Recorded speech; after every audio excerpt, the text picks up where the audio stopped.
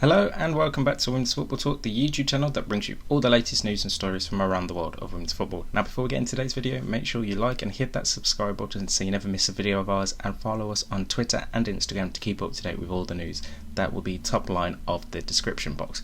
And wow, what a weekend it was. We've had the FA Cup final, we've had final games in the leagues in Spain, Italy, Germany, and we have got a very entertaining finish on our hands over in Germany.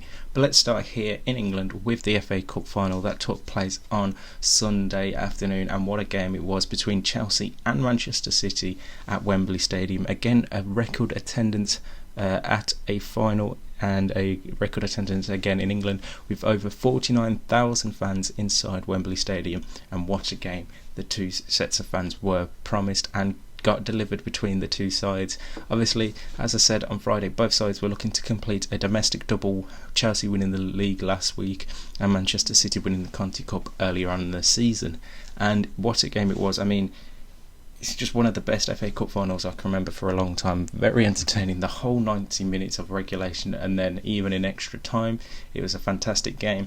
Sam Kerr obviously being one of the standout performers, getting 2 goals in that game. Yes, the goal that may have been looked like it was initially accredited to Millie Bright has actually gone down as a Sam Kerr goal, as she managed to nod it in before the ball had crossed the line.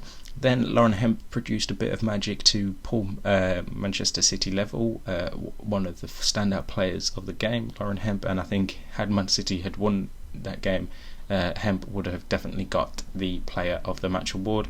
Then Erin Cuthbert early on just past the hour mark in the second half produced a bit of magic herself with an absolutely thunderous strike into the top left hand corner. Nothing that Ellie Roebuck could have done to stop that. And then right on the end of the game, the 89th minute, Australian substitute Hayley Raso comes off the bench and scores an absolute wonderful goal herself past Ann-Katrin Berger and sends us all the way to extra time. And even in extra time, players playing 120 minutes, it was non-stop, end-to-end, pretty much the whole game. And there was a period of time where both sides obviously dominated, but Sam Kerr once again in the 99th minute produced the winning goal for Emma Hayes' side as they completed the domestic double and round off a very good season for them. So congratulations to Chelsea for completing the domestic double and winning the FA Cup yesterday, and what a game it was. Right, to look now elsewhere in the world of football. So let's head over to Spain so far, and we'll start off with Barcelona versus Atletico Madrid.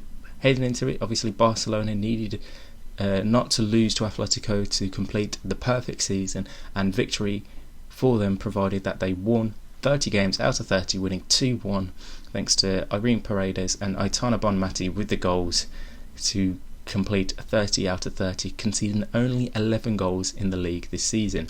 And with that result, and Real Madrid winning as well against Villarreal, it means Atletico Madrid now miss out on Champions League football, whilst Real Madrid will be playing in the Champions League next season alongside Barcelona and Real Sociedad. So that's a big loss for Atletico Madrid, but it's a massive gain for Real Madrid, who obviously got to the quarter-final stages this season.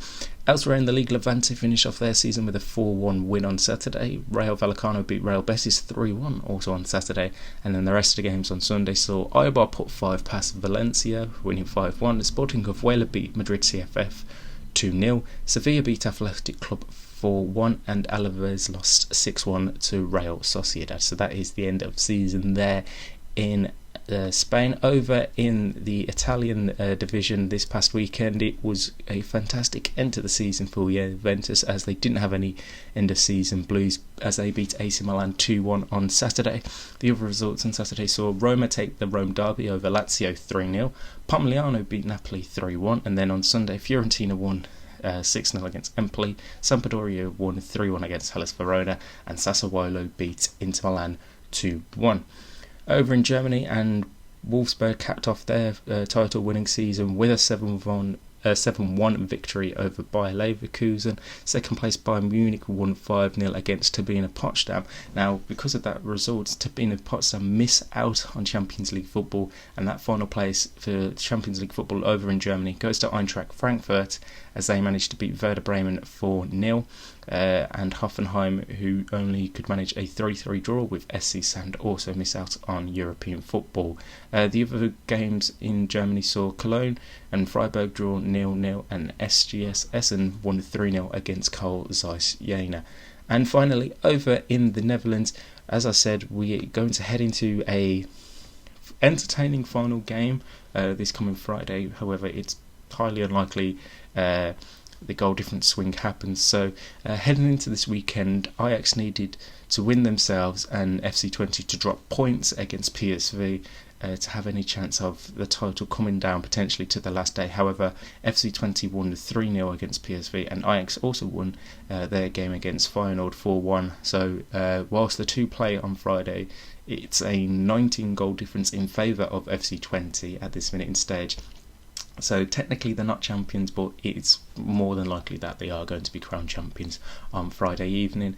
And then the other games that took place saw Zwolle and Heerenveen draw 1-1, and Den Haag beat Excelsior 4-3. So yeah, one more set of games there in the Eredivisie Vrouwen, all on Friday at the same time, and it's going to be a very, very entertaining final game between first and second Ajax and FC20 come the end of this week.